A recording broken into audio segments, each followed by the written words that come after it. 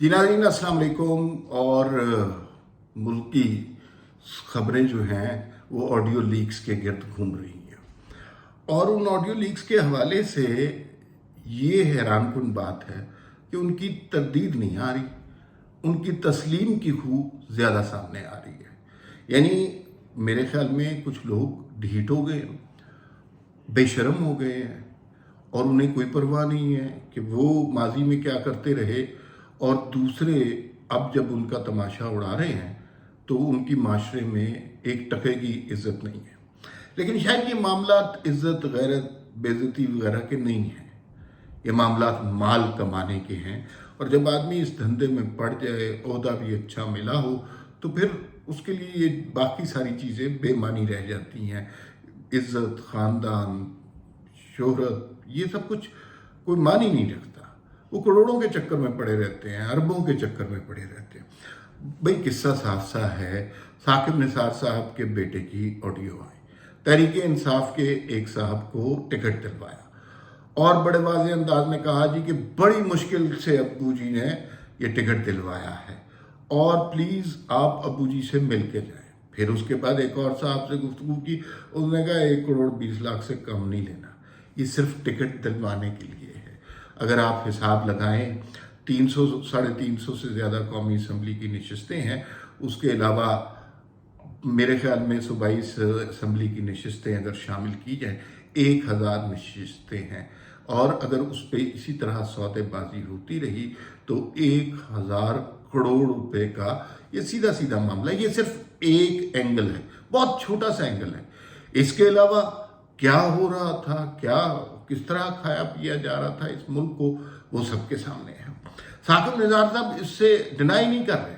साकिब निसार साहब audio leak करने वालों पर मुकदमा नहीं कर रहे, सुप्रीम कोर्ट में अर्जी लेकर नहीं पेश कर रहे कि ये मेरे शोहरत को जो पहले ही दावदार है उसको मजीद दावदार करने की कोशिश की गई है।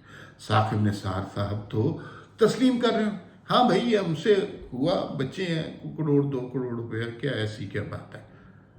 ये उससे पूछें कि जो सरकारी मुलाजिम पूरी मेहनत से नौकरी करता है, 40-50 हज़ार तनख्वाह होती है, और 2-3 साल के बाद उसका इंक्रीमेंट लगता है 10%, और वो सारी उम्र में जाके कहीं लाख रुपए पे रिटायर होता है, उसकी सारी हमदर्दी, मोहब्बत, मेहनत, मुशक्क़त रियासत पाकिस्तान के साथ होती है। तो ऐसे ईमानदार कारकुन जो कि बेतहाशा हैं इस मुल्क में, वो यकीनन इस किस्म के फ़लसफ़ों पर, इस किस्म के ऑडियो लीक्स पर अब शर्मिंदा होते होंगे, या सोचते ज़रूर होंगे कि हम, ये तो मुल्क कमाने का ज़रिया बना हुआ है कुछ लोगों का, हम कौन सी ईमानदारी का अलम बुलंद करते फिरते रहे। यहाँ तो सारी जो है धंधे में मुलव्वस हैं। तो हमें क्या करना चाहिए था? क्या हमें ईमानदारी से अपनी नौकरी करनी चाहिए थी? एक दफ्तर में सरकार के सुबह 8 बजे पहुंचना चाहिए था, 5 बजे छुट्टी करनी चाहिए थी, अफसरों की खिदमत करनी चाहिए थी, अपना काम पूरी मेहनत, तनदही, ईमानदारी के साथ करना चाहिए था, या हमें साकिब निसार जैसे रवैये को अपनाना चाहिए था और लूटना चाहिए था इस मुल्क को, इस मुल्क के खजाने को? भूल जाना चाहिए था कि ख़ानदान क्या होता है, शोहरत क्या होती है, और ख़ानदानी वक़ार, इज़्ज़त, नामूस, ये क्या चीज़ें होती हैं। ये सिर्फ फालतू की चीज़ें हैं। असल चीज़ है रुपया, रोकड़ा, और वो कमाना चाहिए था। जब रुपया आपके पास आ जाता है तो आप इस मुल्क में हर चीज़ को ख़रीद सकते हैं, और इसकी मिसाल मलिक रियाज से बेहतर तो कोई नहीं दी जा सकती। हम जिनसे डरते हैं वो उन्हें मुलाजिम रखते हैं, उनसे चाय बनवाते हैं, बेइज्जत भी कर देते हैं, और फिर उनके ऊपर, इस मुल्क पर चोरी छुपे हुक्मरानी करते हैं, सामने नहीं आते हैं। ना किसी चैनल की कोई हिम्मत होती है, ना किसी अखबार की जरूरत होती है, ना कोई सहाफ़ी इस तरह की बात कर सकता है। तो जनाब, ये उन ईमानदार लोगों के लिए एक पैगाम है साकिब निसार की बेटे की ऑडियो, कि भाई ये मुल्क इसी तरह लूटने के लिए बना हुआ है, तो लूटे और तस्लीम भी करें, ढीठ भी बन जाए, और आगे से बदमाशी भी करें कि हाँ भाई किया है, कर लो जो कुछ करना है।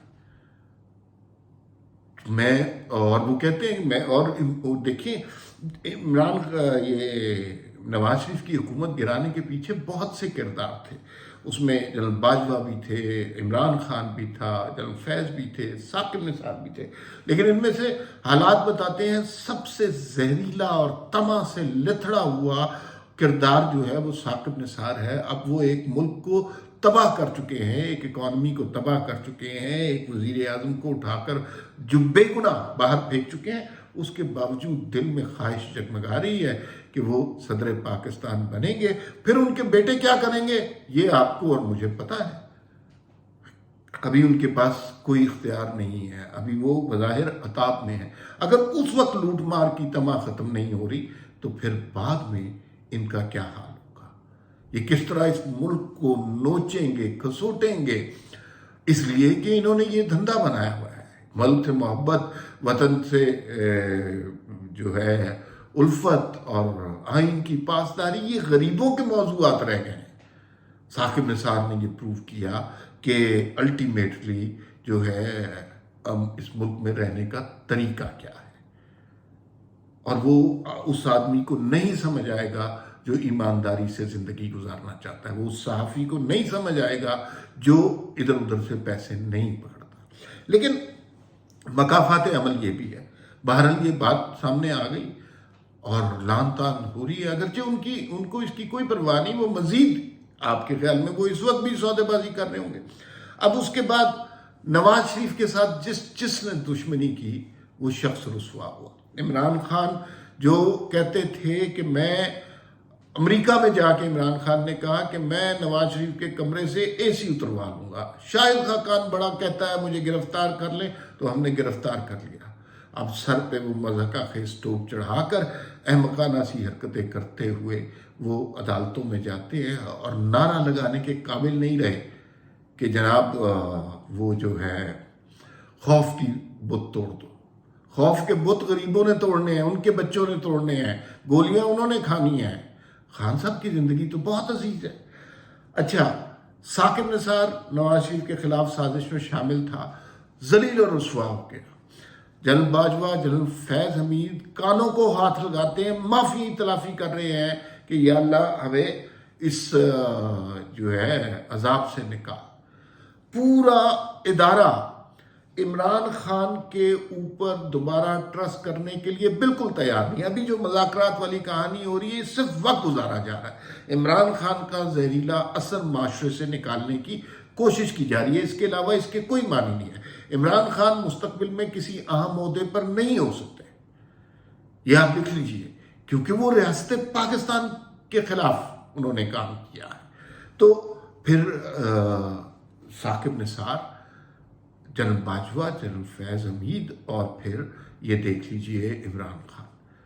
وقت نے ان کا کیا حال کیا. جس شخص نے نواز شریف کی مخالفت کی، جس شخص نے بے گناہ ان کے اوپر جرائم ڈالے، اس شخص کو کیا نتیجہ نکلا. جسٹس شوکت عزیز صدیقی ایک زمانے میں ہم سمجھتے تھے کہ بڑے عطاب کا نشانہ بنے ہیں، آج پوری قوم کا ہیرو وہ شخص ہے اور یہ تسلیم کرنا چاہیے. اور وہ جو ان کو نکالنے والے ثاقب نثار جیسے غلیظ کردار تھے، ان کی اوقات دیکھ لیجیے. تو یہ مکافات عمل ہے. صرف یہ نہیں ہو رہا کہ ان کرداروں کو سبق مل رہا ہے، ان کرداروں کی مالیاتی کرپشن پکڑی جا رہی ہے.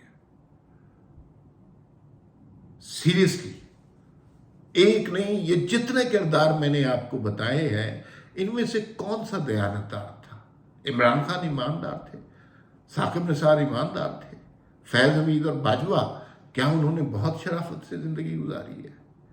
تو اب ایک لمحے کو سوچئے، 2016 میں جو پاکستان کی پوزیشن تھی، پاکستان بہت بہتر پوزیشن میں تھا، اکانومی ترقی کر رہی تھی، بڑے بڑے منصوبوں کا افتتاح ہو رہا تھا، فوج کا عزت اور وقار قائم تھا. اختلافات تھے، لیکن اگر فوج میں بیٹھے کچھ لوگ یہ سوچے سمجھے اس وقت سے لے کر جب نواز شریف کے خلاف محاذ بنایا گیا اور آج تک فوج کو نقصان سب سے زیادہ کس وجہ سے پہنچا ہے، تو یہ 4 کردار ہیں جنہوں نے نواز شریف کو نکالا تھا اور ان کرداروں کی وجہ سے یہ نقصان پہنچا ہے. یہ بات ابھی تاریخ کے صفحات میں اس کی روشنائی تازہ ہوگی۔ آنے والے دنوں میں آپ کو پتہ چلے گا کہ ان کرداروں کا جو مکروہ کردار تھا وہ کس طرح اس ملک کے خلاف سازش کرنے کے لیے اکٹھا ہو گیا تھا۔ فی الوقت اتنا ہی، پھر ملاقات ہوگی۔ اللہ حافظ۔